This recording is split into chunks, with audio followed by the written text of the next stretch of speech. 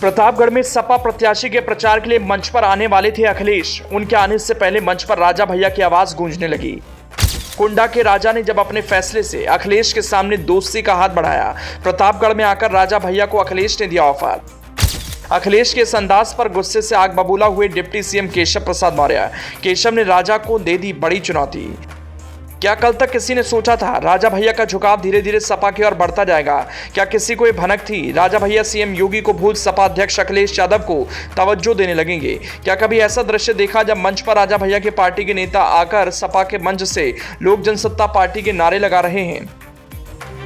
जनसत्ता दल जिंदाबाद, जनसत्ता दल जिंदाबाद, जिंदाबाद जिंदाबाद। ये दृश्य अपने आप में बताने के लिए काफी रहा। यूपी में माहौल तो बदल रहा है। अब ये सियासी माहौल किसी के पक्ष में जा रहा तो किसी के खिलाफ। इसका एहसास सपा अध्यक्ष अखिलेश यादव को हो गया। इसीलिए तो मंच से उन्होंने राजा भैया को लेकर बड़ा दावा कर दिया जो बीजेपी को टेंशन देने वाला है। आपको चारों तरफ से समर्थन मिल रहा है कि नहीं मिल रहा है? बताओ, कांग्रेस का समर्थन मिल गया कि नहीं मिल गया? अपनी आप पार्टी का समर्थन है कि नहीं है? और जो लोग थोड़ा बहुत नाराज रहते थे आजकल वो भी साथ आ गए कि नहीं आ गए? बताओ, आपकी सब तरफ से मदद हो रही है कि नहीं हो रही?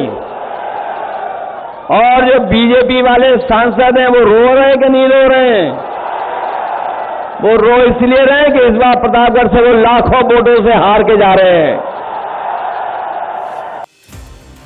सपा प्रमुख अखिलेश यादव ने प्रतापगढ़ में चुनावी रैली में राजा भैया का नाम लिए बिना कहा जो नाराज से अब तो उनका भी समर्थन मिल रहा। अखिलेश की रैली में हजारों की संख्या में राजा भैया की पार्टी जनसत्ता दल लोकतांत्रिक के कार्यकर्ता भी झंडा लेकर पहुंचे थे।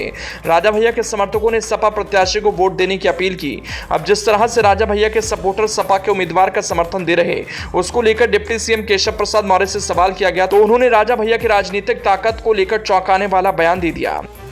अभी विषय अंतर हो जाएगा। देखिए, सपा में भगदड़ नहीं मचेगी तो कहाँ मचेगी, क्योंकि समाजवादी पार्टी में तो गुंडे, अपराधी, माफिया के सिवा कोई है ही नहीं।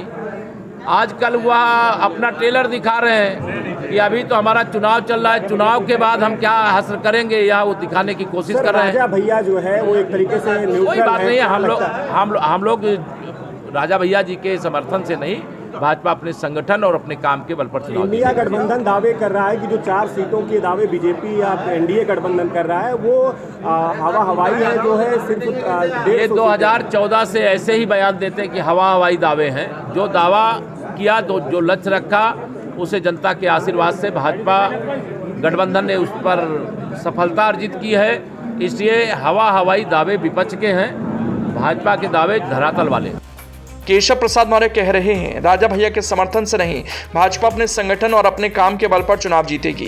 केशव के इस बयान के कई मायने हैं। डिप्टी सीएम केशव प्रसाद मौर्य जिस तरह से राजा भैया की ओर से लिए गए फैसले पर सिर्फ 7 सेकंड का बयान दे गए, उससे ऐसा लग रहा बीजेपी के लिए राजा भैया की राजनीति मैटर नहीं करती। हालांकि यहाँ गौर करने लायक बात यह है कि राजा भैया से बीजेपी के चाणक्य अमित शाह ने खुद बात की ताकि उन्हें बीजेपी के खेमे में लाया जा सके। यहाँ तक कि संजीव बालियान और विनोद सोनकर भी राजा भैया को मनाने गए, लेकिन राजा भैया अपनी बात पर अड़े रहे। इसीलिए तो अखिलेश कह रहे जो नाराज थे अब अपना समर्थन दे रहे हैं।